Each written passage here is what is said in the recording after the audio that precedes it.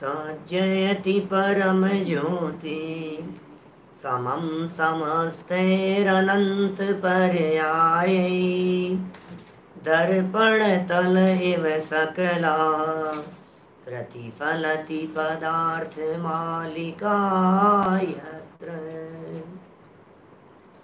परमागमस्य बीजं निषिद्ध जात्यन्ध सिन्धुर्विधानम् सकल नय विलसितानां विरोध मथनं नमाम्यनेकान्तम् विरोध मथनं नमाम्यनेकान्तम्।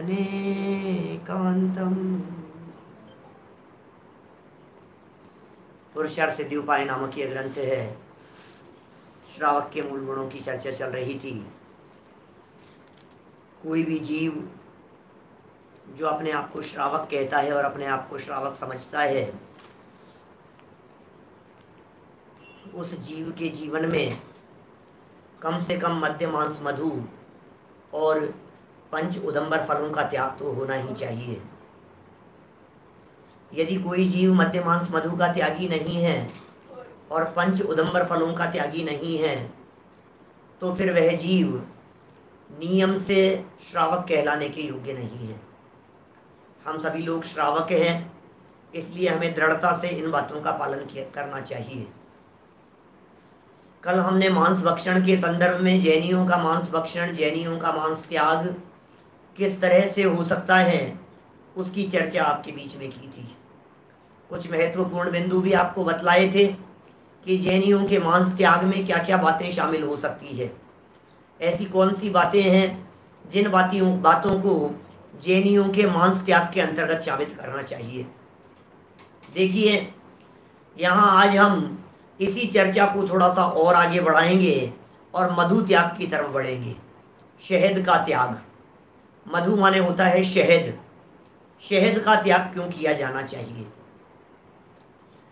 मांस का प्रयोग तो बहुत त्याग करना बहुत जरूरी है और उसमें सावधानियां बहुत ज़्यादा होनी चाहिए, लेकिन शहद खाने में ही प्रयोग नहीं होता, शहद लगाने में भी प्रयोग होता है। हनी का प्रयोग साबुनों में होने लग गया है, हनी का प्रयोग लोशन वगैरह में होने लग गया है। हनी शब्द जो है उसको आप देख करके सावधानी का प्रयोग इसमें होने लग गया है। आपके बाजार से मिलने वाली चीज़ों में आंवले आते हैं बाजार के, उनमें हनी आता है। च्यवनप्राश वगैरह में शहद के बने हुए होते हैं, मालूम है आपको? शहद उसके अंदर लगा हुआ होता है। आंवले जो आते हैं ना, सूखे आंवले मार्केट में, उसमें शुगर के भी आते हैं। आंवला कैंडी जो है, छोटे जो आंवले जो होते हैं ना, सूखे आंवले जो अपन लोग खाते हैं, जो घर में जो पीस होते हैं ओरिजिनल, वो मार्केट में आपके ये जो सुपारी वगैरह और ये लोग जो रखते हैं, वो लोग उसके अंदर शहद का रखते हैं, हनी का रखते हैं। माने ये शहद के संदर्भ में भी बहुत सावधानी रखने की ज़रूरत है। देखिए, आप शैम्पू वगैरह में आते हैं, शहद वगैरह में आते हैं। हम यहाँ मूल श्लोक पढ़ते हैं, थोड़ी बहुत चर्चा करेंगे। वैसे काफ़ी बातें तो मैंने बोल दी है अभी आपको। मधुशकलमपि प्रायो मधुकर हिंसात्मकं भवति लोके भजति मधुमूढ़धिको यह स भवति हिंसको अत्यंतम। अन्वयार्थ, इस लोक में मधु की एक बूंद भी बहुत करके मधुकर अर्थात भौरों की और मधुमक्खियों की हिंसा स्वरूप होती है। मधुमक्खियों की हिंसा, भौरों की हिंसा, एक बूंद भी। इसलिए जो मूर्ख बुद्धि मनुष्य मधु का भक्षण करता है वह अत्यंत हिंसा करने वाला होता है। इसलिए सर्वथा मधु का त्याग करना योग्य है। शहद की जो उत्पत्ति होती है, शहद का जो निर्माण होता है, जिस प्रक्रिया से शहद बनाया जाता है, वो महाहिंसक प्रक्रिया है। यहाँ आचार्य देव अमृतचंद्र स्वामी कह रहे हैं एक बूंद भी शहद का उपयोग करने वाला व्यक्ति महापापी व्यक्ति है, महाअनर्थकारी हो गया है, वो अत्यंत हिंसा करने वाला है और मूर्ख है, बिना बुद्धि वाला है, मंद बुद्धि वाला है। कैसे शब्दों के प्रयोग कर रहे हैं यहाँ? मूर्ख बुद्धि, मूढ़धिक है, मूढ़ और मंद बुद्धि शब्द का प्रयोग कर रहे हैं। कैसे आपको लगता है ऐसा कि हमारे लिए या हम जैसे लोगों के लिए, मनुष्य गति के लोगों के लिए, बड़े बड़े इंजीनियर, ऑफिसर, डॉक्टर्स, साइंटिस्ट लोग, ऐसे लोगों के लिए मूढ़ बुद्धि और मूर्ख बुद्धि शब्द का प्रयोग कर रहे हैं? कि बिल्कुल कर रहे हैं, जो अपने प्राणों के बारे में तो विचार करते हैं और चारिंद्रीय जीवों के प्राणघात के बारे में विचार नहीं कर रहे। भंवरा वगैरह जो हैं ये चारिंद्रीय जीव हैं। भंवरा और मधुमक्खियाँ, तितलियाँ, मक्खियाँ, ये सब चारिंद्रीय जीव होते हैं। एक इंद्रिय जीव की तुलना में, दो इंद्रिय जीव की तुलना में चारिंद्रीय जीव के घात में महापाप लगता है। इसलिए कितना सावधान रहने की जरूरत है। देखिए, इसकी कोई टीका भी नहीं लिखी गई श्लोक की और भावार्थ भी नहीं है। नीचे दूसरा एक और श्लोक है, नीचे पढ़ लेते हैं, फिर इस शहद के संदर्भ में थोड़ी बहुत चर्चा आपके बीच में और कर लेंगे। मधु छत्ते से स्वयमेव टपका हुआ मधु भी त्याज्य है। स्वयमेव विगलितम यो गण्हीयाद्वाचलेन मधुगोलात् तत्रापि भवति हिंसा तदाश्रय प्राणिनां घातात्। अन्वयार्थ, जो कोई कपट से अथवा मधु छत्ते में से अपने आप टपका हुआ मधु का ग्रहण करता है, वहां भी उसके आश्रयभूत जंतुओं के घात से हिंसा होती है। देखिए, लगभग यहाँ शहद के संदर्भ में जो बात आचार्य देव कहना चाहते थे वो कह दी है। मैं थोड़ा अन्य ग्रंथों का हवाला देकर के कुछ बातें आपको कह रहा हूँ। रत्नकरण श्रावकाचार हमारे यहाँ एक बहुत महत्वपूर्ण ग्रंथ है। रत्नकरण श्रावकाचार में सदासुखदास जी ऐसा लिखते हैं, शहद की एक बूंद खाने में, एक बूंद शहद की सेवन करने में 7 गांवों के जला देने जितना पाप लगता है। आप सोच सकते हैं क्या कही? 7 गांवों के जला देने में जितना पाप होता है, उतना पाप शहद की एक बूंद के सेवन में होता है। क्या कितना बड़ा पाप होगा? इतना समझ में नहीं आया। शहद में क्या दिक्कत है? शहद कैसे निकलता है जानते हैं आप? मधुमक्खियों के छत्ते लग जाते हैं जगह जगह। मधुमक्खियां इतनी आक्रामक होती है कि आपके हमारे जैसे साधारण लोगों के बस की बात नहीं है। यदि मधुमक्खी का छत्ता आपके घर में, आपकी फैक्ट्री में, आपके ऑफिस में कहीं लग गया हो तो उसे हटाना हमारे बस की बात नहीं है। हम उसे बहुत प्रयत्न करके भी नहीं हटा सकते, क्योंकि यदि मधुमक्खियां आ गई और हमारे ऊपर आक्रमण कर दिया तो फिर समझ लो आप, मौत ही है। फिर तो एक मधुमक्खी खा जाती है तो हालत बहुत खराब हो जाती है, और सैकड़ों मधुमक्खियों ने यदि आकर के धावा बोल देवे तो फिर हमारी क्या हालत होगी। तो मधुमक्खियां को के छत्ते को हटाने के लिए एक विशिष्ट प्रकार का दल होता है, विशेष प्रकार के लोग होते हैं, टीम होती है उनकी। वे लोग आते हैं, आने के बाद नीचे से वो आग जलाते हैं। आग जलने के कारण उस आग से और आग की धुआं से बहुत सारी मधुमक्खियां भाग जाती है, इधर उधर चले जाती है, निकल जाती है। बहुत सारी मधुमक्खियां उसी में चिपकी रह जाती है। फिर उस मधुमक्खी के छत्ते को ऐसे जालीदार किसी चीज में लेकर और फिर उसमें से रस निचोड़ते हैं ऐसा, और वो सारा रस जो टपक करके आता है वो शहद कहलाता है, मधुमक्खियों से निकला हुआ। ये जो मधुमक्खियां लाकर के इकट्ठा करती हैं, लोग ये कहते हैं ये तो फूलों का जूस है। बात ठीक है, मधुमक्खियों ने फूलों से ग्रहण किया, फ्लावर्स से ग्रहण किया, लेकिन वो लेकर के अपने छत्ते तक कहां से आई है? कौन सी जगह से लाई है? मुंह से लाई है ना।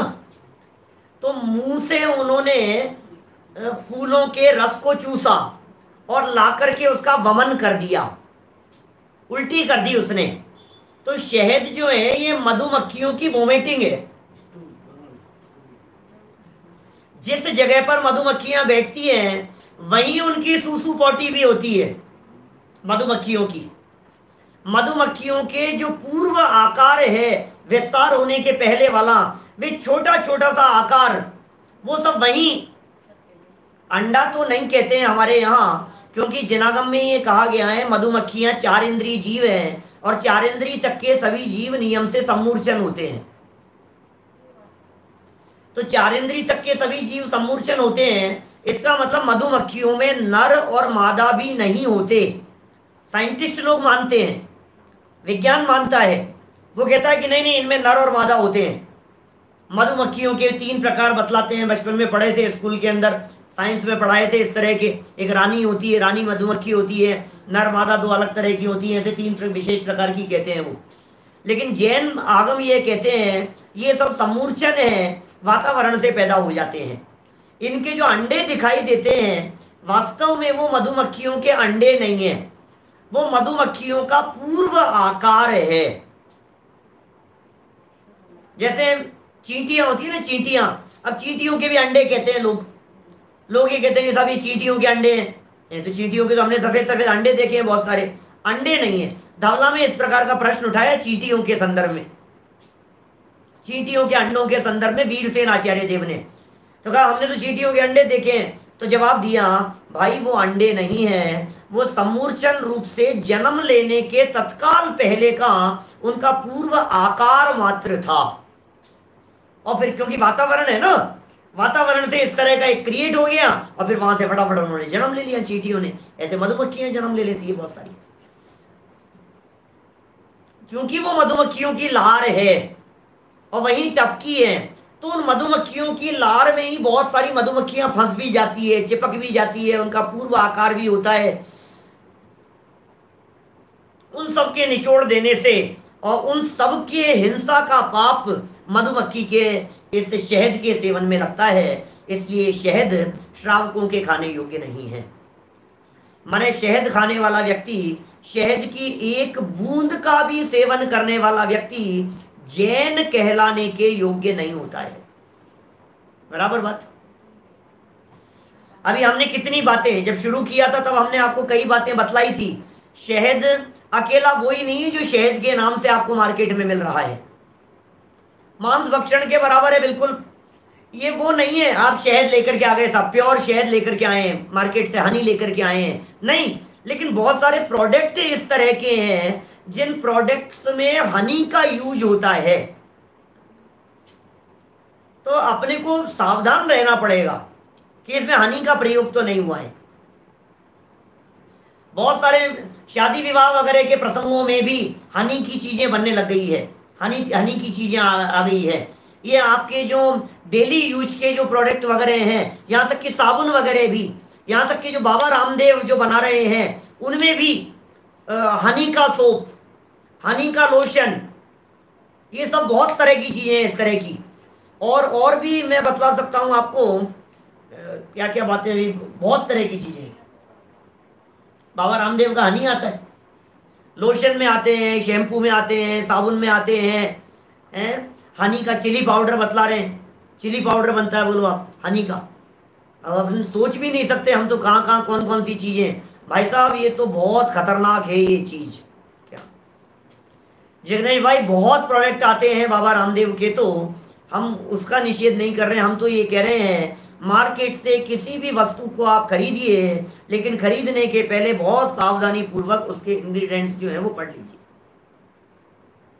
देखिए अभी उसके, अब कोई व्यक्ति ये कहे इसने नहीं था, आपने सारे निकालने की प्रोसेस के अंदर तो हिंसा बहुत सारी बतला दी, लेकिन कहीं मधुमक्खी का छत्ता लगा हुआ है और ऑटोमेटिक शहद टपक रहा है, अपने आप ही शहद टपक रहा है, तो बोलो फिर उसका सेवन करना कि नहीं करना। अब क्या दिक्कत है? अब हमने तो मधुमक्खी का को मारा नहीं, मधुमक्खी मरी नहीं, उसका जो शहद टपक रहा था सिर्फ उसी का सेवन किया है ना। आचार्य अमृतचंद्र स्वामी जानते थे इस तरह के तर्क करने वाले लोग भी बहुत होंगे, तो आचार्य अमृतचंद्र स्वामी ने कह दिया कि नहीं नहीं भैया, उसमें से भी जो अपने आप भी जो टपक रहा है उसमें भी आपको महान दोष लगता है, इसलिए अपने आप टपके हुए शहद का सेवन भी नहीं करने योग्य है, नहीं ही करें, किसी भी रूप में वो करने योग्य नहीं है। आपको संसार दर्शन का चित्र याद आ रहा है क्या? एक आध दिन करूंगा उसके ऊपर भी चर्चा, कम से कम 10-15 मिनट की चर्चा कम से कम वो अपेक्षित है, वो अलग से सेपरेट बनाएंगे उसके संबंध में। शहद, ये शहद की बूंद को लेकर के और वो दौड़ता हुआ व्यक्ति पेड़ के ऊपर लटका हुआ है, संसार दर्शन का चित्र जगह जगह मंदिरों के अंदर लगा हुआ है, बहुत मंदिरों के अंदर तीर्थ क्षेत्रों के ऊपर लगा रहता है, सबका देखा हुआ चित्र है।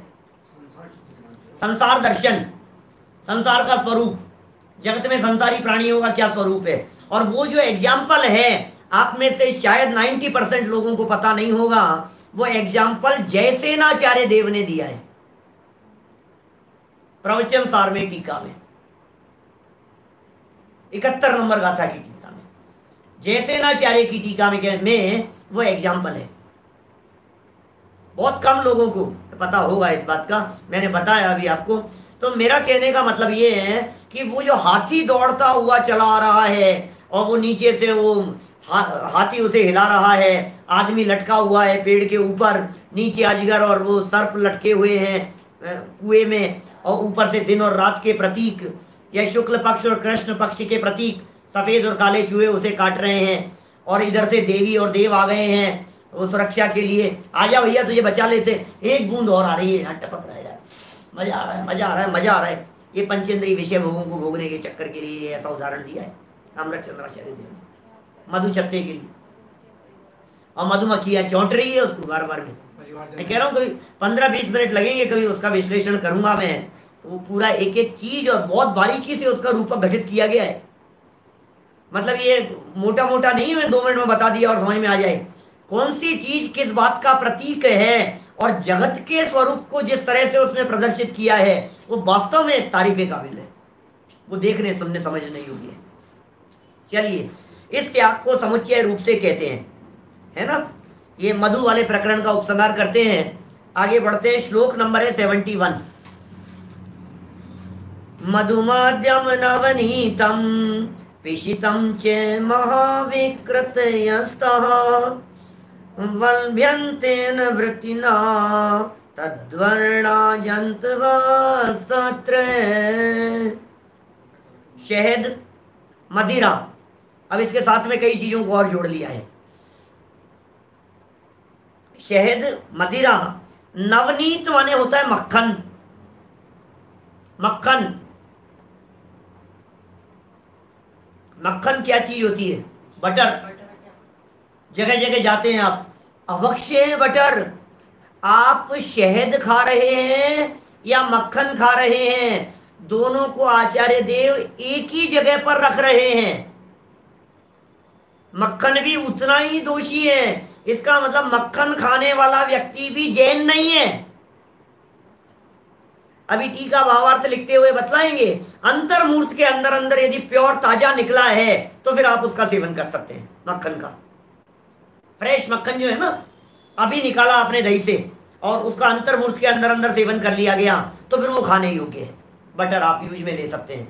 लेकिन जो मार्केट के अंदर आते हैं, बटर के पैकेट आते हैं, बटर लगाते हैं, बटरिंग करते हैं, पता नहीं क्या क्या, और वो बटर ही लगा करके देते हैं आजकल। तो उसमें ही ये जो रोटियों के ऊपर लगाते हैं, नान वगैरह के ऊपर, नान तो खाने योग्य ही नहीं है। जैनी व्यक्ति नान नहीं खा सकता है। बीच में पता नहीं क्यों शब्द आ गया, वो नान का प्रकरण आ गया बीच में।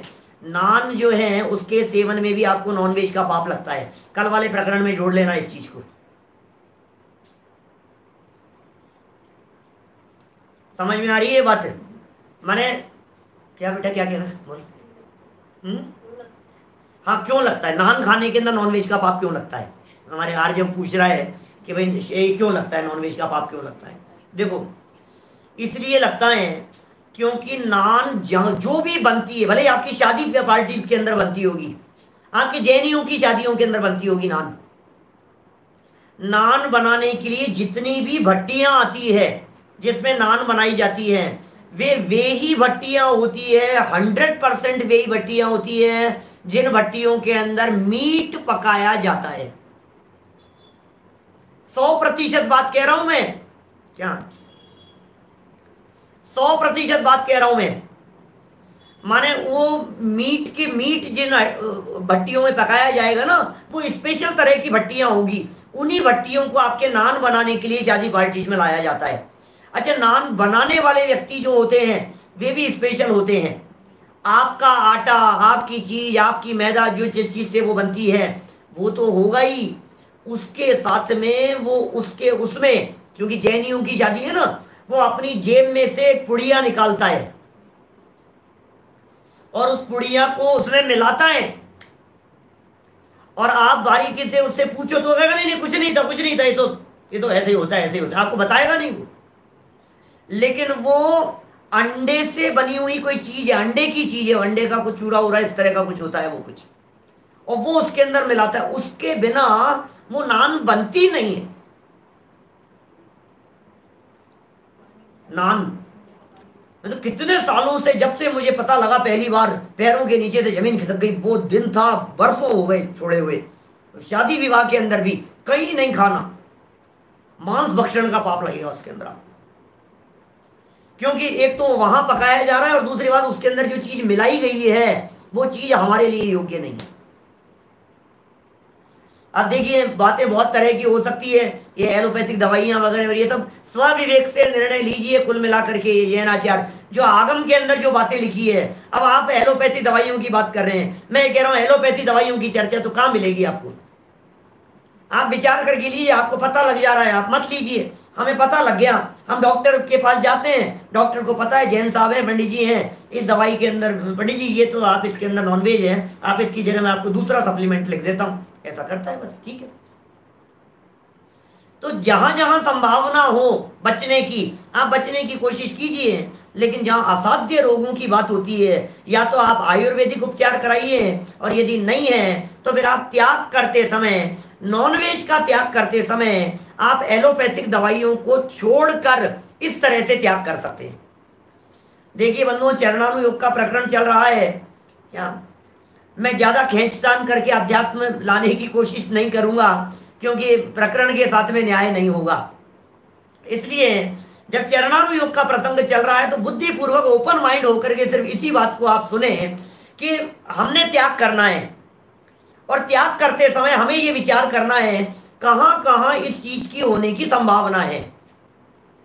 तो जहां जहां होने की संभावना है, यदि आप उसका त्याग कर सकते हो तो वेल एंड गुड, और यदि आप उस चीज का त्याग नहीं कर सकते हो तो फिर उस चीज को छोड़कर बाकी चीज का त्याग किया, ऐसा त्याग कीजिए। ख्याल में आ रही है बात। देखिए आगे आगे बढ़ते हैं अपन। यहां तो बात काहे की चल रही थी, मक्खन की चल रही थी, और मक्खन से वो बात याद आ गई लगाने से।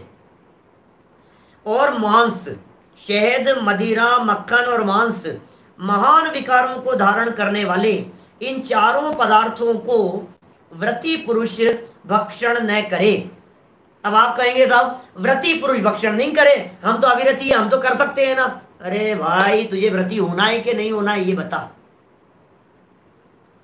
जो काम व्रतियों के करने योग्य है वो काम यदि आप पालन करेंगे तो अच्छा है या नहीं है। ये व्रती शब्द का अर्थ जैन होने के नाते कह रहे हैं, या व्रती शब्द का प्रयोग व्रत अंगीकार करने वाले व्यक्ति के लिए कह रहे हैं, या व्रती शब्द का प्रयोग कर रहे हैं, हे जीव तू जो व्रत ले रहा है, अहिंसाणु व्रत जो तू लेने की भावना भा रहा है, तुझे इस बात का पालन करना चाहिए। देखिए, खान पीन की चीजों के बारे में मुझे ज्यादा नॉलेज नहीं है, इसलिए नॉलेज नहीं है कि किचन में मेरा काम नहीं है ना। इसलिए आप और भी जो बनाते करते हैं आप उन लोगों से ध्यान रखें, सावधानी रखें किस चीज में क्या होता है, किस में क्या होता है। लेकिन हम तो जितना शास्त्र आधार से मोटा मोटा जानते हैं उतना हम आपको बता रहे हैं। कारण क्या बतलाया है इन्होंने, कारण क्या बतलाया, कारण की उन वस्तुओं में उस जाति के उसी वर्ण के धारी जीव रहते हैं। ये दोष है। इनो, इनो तो शायद मेरे ख्याल से प्रयोग करते हैं, इनो में दोष नहीं है कुछ ऐसा है। ये पूछ रहे हैं, आपके शास्त्र में नहीं मिलेगा, मेरे सामने और शास्त्र खुले हैं ना ये बहुत सारे। इनो पता नहीं भाई, जैसा भी हो सावधानी रख करके आप उसको देखें, जो भी चीज हो। तो देखिए क्या कह रहे हैं यहाँ कारण क्या बतला दिया भाई साहब। जिस जैसे मक्खन की बात की, तो मक्खन यदि गाय के दूध से निकला हुआ दही जमाया और दही से निकाला मक्खन, तो मक्खन में अंतर्मूर्तवाद में वही सम्मूर्छन जीव गाय जैसे उत्पन्न हो जाएंगे, दूध में ही हो जाते हैं। लेकिन दूध के लिए तो बता दिया ना, मर्यादा का ला करके गर्म कर लिया आपने और फिर सब हो गया ये है। तो अब ये यहाँ कह रहे हैं ये उसी जाति के उसी वर्ण के धारी जीव उत्पन्न हो जाते हैं। टीका भी लिखी है इसकी, तो व्रतिना मधु मध्यम नवनीतम च पिशितम ताः महाविकृतयः नैवल्भ्यन्ते। व्रतधारी जीवों को मधु, मदिरा, मक्खन, मक्खन के नीचे स्टार लगा करके नीचे लिखा है, मक्खन को दही में से निकालने के बाद अंतर्मुहूर्त में ही तपा लेना चाहिए, अन्यथा वह अभक्ष्य हो जाएगा। अंतर्मुहूर्त के अंदर अंदर ही मक्खन को तपा लेना चाहिए। घी निकालते हैं, मक्खन से घी निकालते हैं उसको तपा करके, तो अंतर्मुहूर्त के अंदर अंदर ही निकाल लेना चाहिए, नहीं तो उसमें जीव उत्पन्न हो जाते हैं और वो अभक्ष्य हो जाता है। और मांस जो बहुत विकार को धारण करने वाले हैं तथा इन्हीं के समान अन्य विकार युक्त पदार्थों का भक्षण नहीं करना चाहिए। कुछ बातें कह दी है, कुछ नाम बतला दिए हैं इन्होंने यहाँ, और 4 शब्द जो विशेष रूप से दिए हैं। एक प्रकार से आचार्य देव चारों को एक ही लेवल पर रखना चाहते हैं। आप शराब की 1 बूंद पी रहे हैं, आप शहद की 1 बूंद खा रहे हैं, आप मक्खन 1 ड्रॉप खा रहे हैं, या मांस का टुकड़ा खा रहे हैं, ये चारों बातें एक समान है, कोई फर्क नहीं है। तो इसलिए चूंकि ये चारों बातें एक समान हैं, इसलिए जब समंत भद्राचार्य का, सदाशिवदास जी का मैंने आपको एक रेफरेंस दिया, उन्होंने कहा 1 बूंद को खाने में 7 गांवों को जलाने का पाप लग रहा है। तो इन चारों प्रकार की चीजों में, माने ऐसा मक्खन खाने में भी इतना महापाप लग रहा है। सम्मूर्छन जीव सैनी पंचेंद्रिय है, और तिर्यंच गति के जो सम्मूर्छन होते हैं उनकी आयु अंतर्मूर्त से ज्यादा भी हो सकती है। समझ में आ रही है बात? माने वो श्वास के 18वें भाग से ज्यादा भी हो सकती है, ऐसा कहना चाहता हूं। माने ऐसा नहीं है, क्योंकि सम्मूर्छन का अर्थ अपर्याप्तक नहीं होता। अपर्याप्तक अलग होते हैं और सम्मूर्छन अलग है। सम्मूर्छन जीवों में पर्याप्त और अपर्याप्तक दोनों प्रकार के होते हैं। तो तिर्यंच गति के जो सम्मूर्छन जीव होते हैं वे पर्याप्त और अपर्याप्त दोनों प्रकार के होते हैं। और जो मनुष्य गति के सम्मूर्छन जीव होते हैं, मनुष्य गति वाले, वे नियम से अपर्याप्तक ही होते हैं। मनुष्य गति के सम्मूर्छन जीवों की आयु श्वास के 18वें भाग होती है, लेकिन जो तिर्यंच गति के गाय भैंस वगैरह जो सम्मूर्छन हो जाए, उनके शरीर में उत्पन्न हो जाए, वे सब पर्याप्तक भी हो सकते हैं। वो तो बड़े बड़े जीव है, महामत्स्य वगैरह, तो वे सम्मूर्छन है, पर्याप्तक है वे सब भी। देखिए नीचे लिखा है, मधु की 1 बूंद भी मक्खी की हिंसा से मिलती है। जो मंद बुद्धि शहद खाते हैं वे अत्यंत हिंसक हैं। जो स्वयमेव टपका हुआ अथवा कपट करके मधु छत्ता में से मधु लेते हैं वे भी हिंसक हैं। अपने आप टपका हुआ ले लिया जिन्होंने, या मधु छत्ते में से ले लिया, वे भी हिंसक हैं। कारण कि मधु के आश्रय से रहने वाले जीवों की हिंसा तो उस समय भी होती है। देखिए कल आपको एक परिभाषा बतलाई थी मांस के बारे में, और मांस के बारे में बतलाया कि त्रस्त जीवों के शरीर को मांस कहते हैं। मांस की परिभाषा क्या है? त्रस्त जीवों के शरीर को। अब यदि पूरे शहद के निर्माण में आपने बहुत सावधानी रखी, अपने आदमी लगाए, जो कुछ भी किया, और फिर वो पूरे निर्माण में यदि एक मधुमक्खी भी यदि उसके अंदर आ गई है तो उसमें असंख्यात जीवों की हिंसा का पाप लगेगा, क्योंकि वो 4 इंद्रिय जीव है, उसका शरीर नॉन वेज है। उसके शरीर को मांस कहेंगे, मधुमक्खी के शरीर को। और चूंकि मधुमक्खी का जो शरीर है वो मांस से है, और वो मांस की सारी बातें लागू होगी, कच्चा हो, पक्का हो, पक रहा हो, प्रति समय उसमें असंख्यात जीवों की उत्पत्ति होती रहती है। तो उसमें जीवों की उत्पत्ति निरंतर बनी रहती है, महापाप के भागीदार बनेंगे। देखिए, वे भी हिंसा के कारण कि मधु के आश्रय रहने वाले जीवों की हिंसा तो उस समय भी होती है। व्रती पुरुष इन वस्तुओं का भक्षण नहीं करता। जो भी व्रती व्यक्ति है वो इन वस्तुओं का भक्षण नहीं करता। क्यों नहीं करता, किस लिए नहीं करता? कि तत्र तद्वर्णः जंतवः। ओहो, क्या कह दिया? तत्र तद्वर्णः जंतवः। तत्र माने वहां, तद्वर्णा उसके जैसे कलर वाले, जंतवः जीव उत्पन्न हो जाते हैं। क्या ख्याल में आई बात? उस वस्तु में उसी रंग वाले समूर्छन जीव जो होते हैं, ये समूर्छन जीवों का स्वरूप इसी तरह का होता है कि जो उसी कलर वाले होते हैं। समूर्छन, क्योंकि समूर्छन क्या है, देखो समूर्छन को समझिए एक सेकंड। समूर्छन माने जो जीव बाहरी वातावरण से परमाणुओं को इकट्ठा करके निर्मित हुए हैं, वे होते हैं समूर्छन। समूर्छन जीव माने वातावरण से निर्मित। अब वातावरण किस प्रकार का होगा? अब वातावरण को बनाओ, वातावरण किस तरह का लगाएं अपन? हमने कह दिया था वातावरण से निर्मित हो गए, वातावरण से निर्मित हो गए। वातावरण का जिस जगह पर है, जिस जगह पर जन्म ले रहे हैं, उसके आसपास जो कलर है, उसके आसपास जो डिजाइन, शेप, आकृति, जो भी कलर्स दिखाई देते हैं, आखिर वे परमाणु वहीं से तो ग्रहण किए, तो उसी कलर के हो गए, वो दिखाई नहीं देंगे आपको। जैसे समझिए आप, टमाटर में जन्म लेने वाली जो लट होगी, समूर्छन है, दो इंद्रिय, वो रेड कलर की होगी। आम में उत्पन्न होने वाली अंदर यदि कोई लट उत्पन्न हो गई है तो फिर वो येलो कलर की होगी, पीले रंग की होगी। यदि मान लीजिए भिंडी में कोई लट उत्पन्न हुई है तो वो लट ग्रीन कलर की होगी। क्या छोले में होती है, मटर में होती है, तो कौन से कलर की होगी वो? तो वो काले कीड़े, बहुत तरह के काले कीड़े वगैरह होते हैं, ये वातावरण से इस तरह से हो जाते हैं। यहाँ भी जिस तरह से पैदा होते हैं, वातावरण है उस तरह का, वहां जहां वे जीव पैदा हुए हैं हो जाते हैं। अपने को कहाँ पता लग रहा है कौन से परमाणु? आपको पता है, मैंने जो ये व्हाइट कलर का कुर्ता पहन रखा है, इस व्हाइट कलर के कुर्ते में असंख्यात पुद्गल परमाणु ब्लैक कलर के हैं। अब आप कहेंगे क्या पागलों जैसी बात कर रहे हो? मैं नहीं कह रहा हूं, टोडरमल जी ने लिखा है मोक्ष मार्ग प्रकाशक ग्रंथ में, पीछे चल चुका है हमारा वो प्रकरण, उसमें उन्होंने लिखा, तू कहां पकड़ पाएगा? तू पकड़ सकता है क्या तू कलर को? आंखों से देख करके कह दिया कि ये व्हाइट कलर का है। असंख्यात अनंत पुद्गल परमाणु ऐसे होंगे, ये ब्लैक कलर के होंगे, लेकिन इस जगह पर बाहुल्यता सफेद की है तो हमें सफेद दिखाई दे रहा है।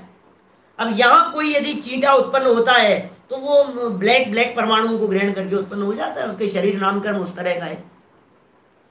तो जैसे गाय के जीवों की बात कही, मक्खन की बात कही, अब मक्खन वगैरह मान लीजिए, आप प्रैक्टिकल करके देखो, बहुत पुरानी बात कह रहा हूं, मेरी आंखों देखी हुई है, मैंने किसके घर में देखा था, उसने वो मक्खन जो था कई दिनों का इकट्ठा किया हुआ था और फ्रिज में था वो कहीं, और उसमें से वो जो प्याला जो था ना, उस प्याले में ऐसे कुलबुलाती हुई लटें देखी, हमने अपनी आंखों से देखी। दिल दहला देने वाला दृश्य था। हजारों लाखों की संख्या में लटें ऐसी तड़फड़ाती हुई, कुलबुलाती हुई, वो भी चकरा गए। अचानक क्या हुआ?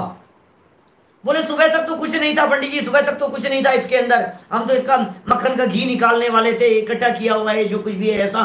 ये क्या है भाई साहब? आपको पता नहीं लगता है उसका पूर्व आकार बन करके? आपको तो जब चले फिरे ना वो उसमें तो दिखाई देगा आपको, मोटा मोटा दिखता नहीं है हमारे को। सबका निषेध कर रहे हैं यहाँ पर। कितना सुंदर शब्द दिया है, तत्र तद्वर्णा जंतवः। उस वस्तु में उसी रंग वाले बहुत जीव होते हैं जैसी वह वस्तु है। जैसी वह वस्तु है वैसे ही उसमें जीव होते हैं। जिस प्रकार की वस्तु होती है उस प्रकार के कलर वाले जीव हो जाते हैं। बटर और मक्खन तो एक ही होता है ना, बटर बटर इंग्लिश में कहते हैं, मक्खन हिंदी में कहते हैं, है ना, एक ही, बटर कहो या मक्खन कहो एक ही बात है। लेकिन बतला दिया इन्होंने, घर का मक्खन हो, दही से निकाला हुआ हो, अंतर्मूर्त के अंदर अंदर उसे गर्म किया हो, तो मक्खन आप यूज में ले सकते हैं, अंतर्मूर्त के अंदर अंदर यूज में लेने योग्य है। अन्य वस्तुओं के कहने से, अर्थात अभी अन्य वस्तुएं और जोड़ दी इन्होंने साथ में, बोले अन्य में क्या क्या बातें लेंगे, क्या मुनिराज मक्खन। अब देखो भाई, अब बहुत सारी बातें अभी मुनिराजों के प्रकरण के बारे में पूछ लिया मेरे से बीच में, मुनिराज लेते हैं कि नहीं लेते, मुनिराज कैसे लेंगे मक्खन, मधु माखन और मदिरा पान, ये मक्खन को तो अभक्ष्य कह करके 22 प्रकार के अभक्ष्यों में मक्खन का नाम स्पष्ट रूप से है। तो अंतर्मूर्त में लेने की बात कहती, इसका मतलब लेने योग्य नहीं है वो, क्योंकि अंतर्मूर्त की प्रोसेस होती नहीं, इजी नहीं है अंतर्मूर्त की प्रोसेस, लेने योग्य नहीं है, बात खत्म करो ना सीधी सी। अंतर आपने, अरे घी निकालने वाले क्या करते हैं, घरों के अंदर घी निकालते हैं मान लीजिए, तो क्या करते हैं, तो आप वो दही बनाएंगे, दही से उसको गर्म करेंगे, जो भी प्रोसेस होती है, I don't know what is this, लेकिन क्या है वो, उसमें से उसको बना करके जैसे भी निकलता होगा, मक्खन इकट्ठा हो गया, और मक्खन इकट्ठा होने के बाद में फिर उसको आप तत्काल सेवन करो, ठीक है, नहीं तो उसको अंतर्मूर्त में गर्म कर लो। क्या चीज अभक्ष्य होती है, चीज चीज चीज नहीं खा, चीज तो अभक्ष्य ही है ना।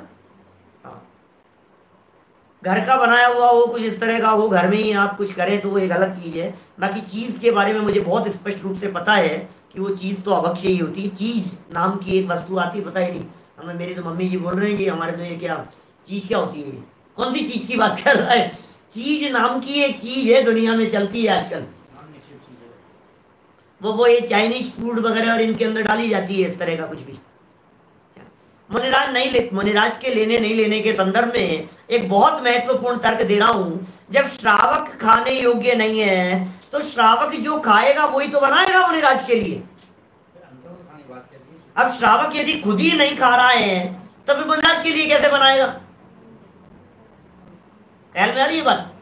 अब आप मुनिराज कैसे खाएंगे, कैसे हो सकता है वो, फिर मुनिराज के लिए बनाने, अंतर्मूर्त के अंदर तो सारा काम होगा नहीं मुनिराज का, वो भी आएंगे, उनका पड़गान करेंगे, चौके की तैयारी हो गई है, आप लेकर के आ रहे हो, पौन घंटा आधा घंटा ऐसे निकल जाता है, मर्यादा के बाहर हो जाती है वो चीज।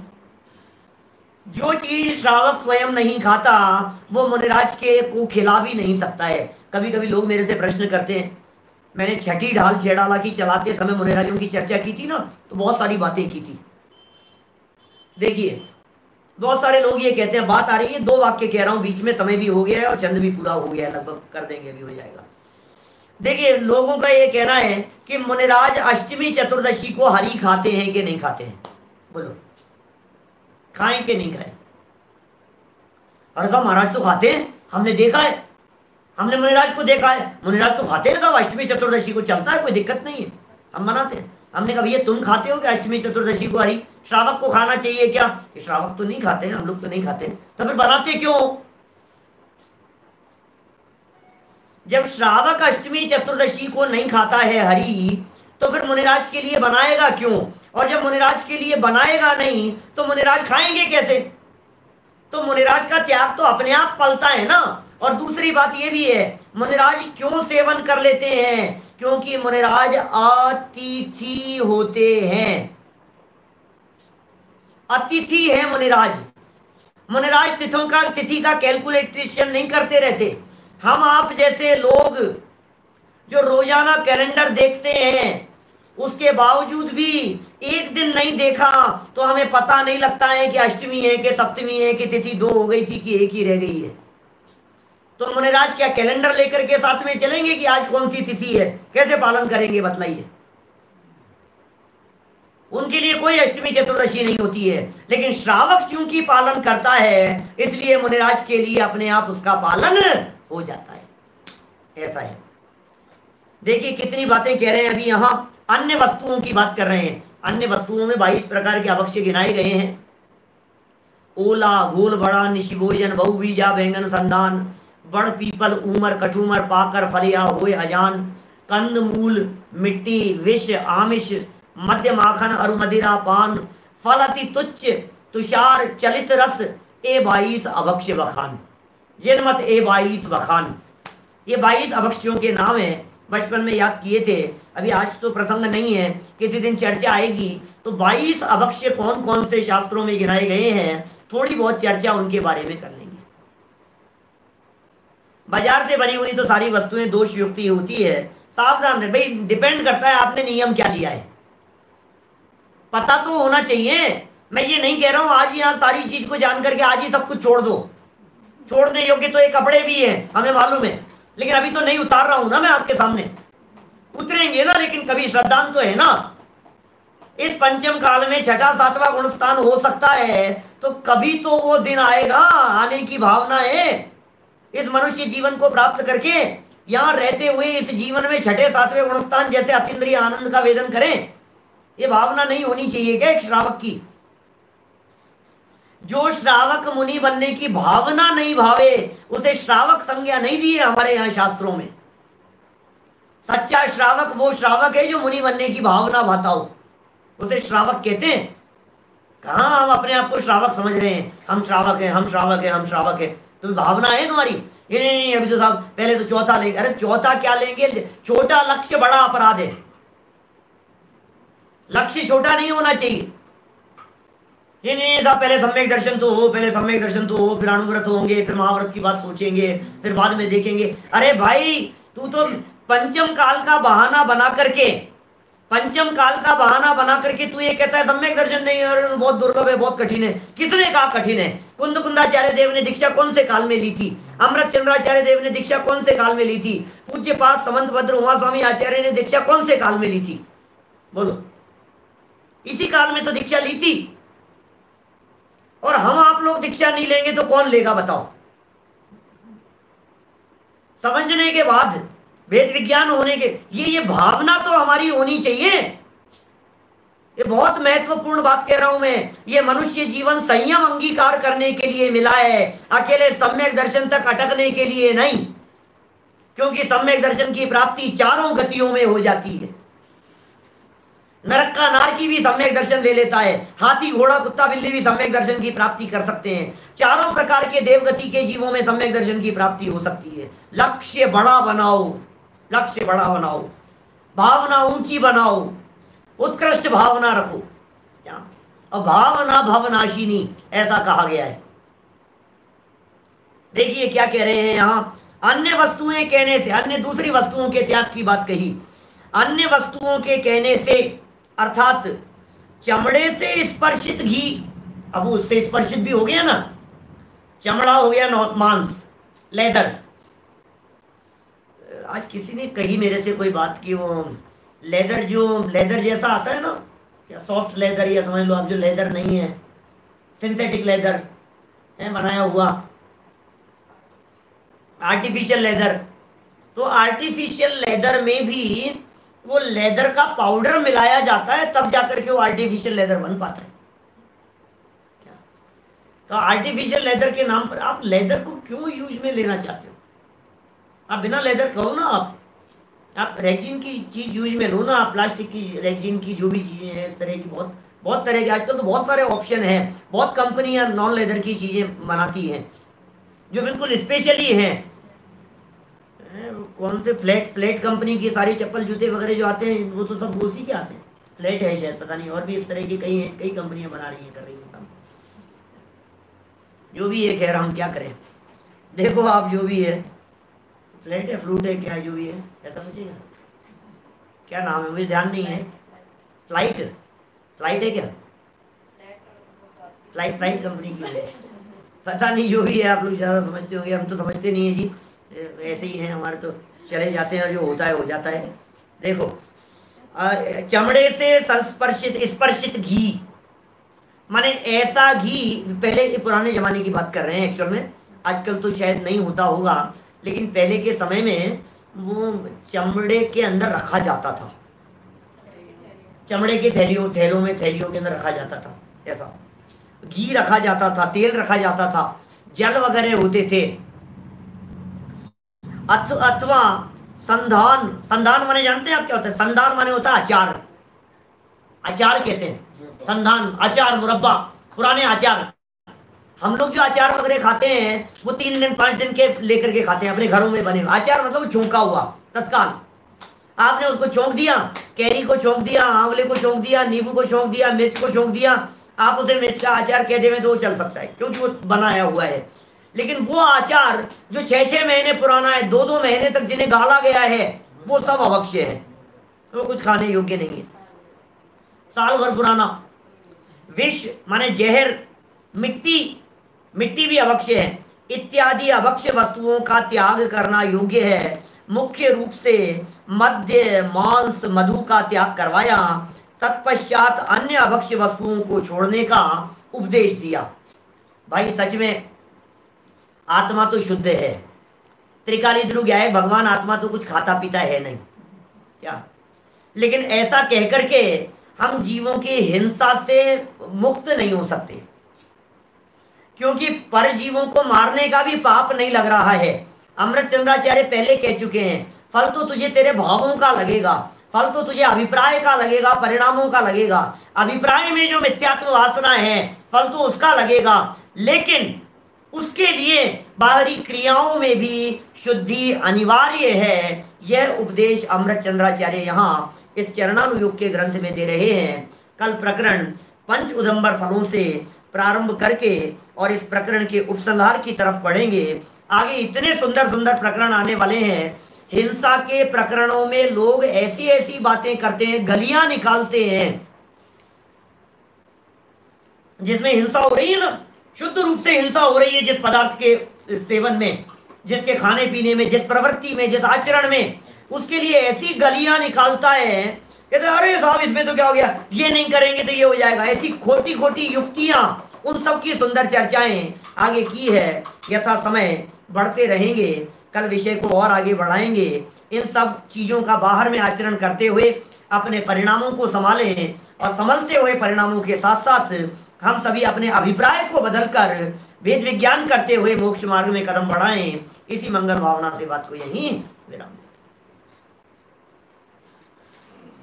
निज निधि निज में बताई, यह अनंत उपकार है, उसके लिए जिन वाणी माँ को वंदना शतवार है, वंदना शतवार।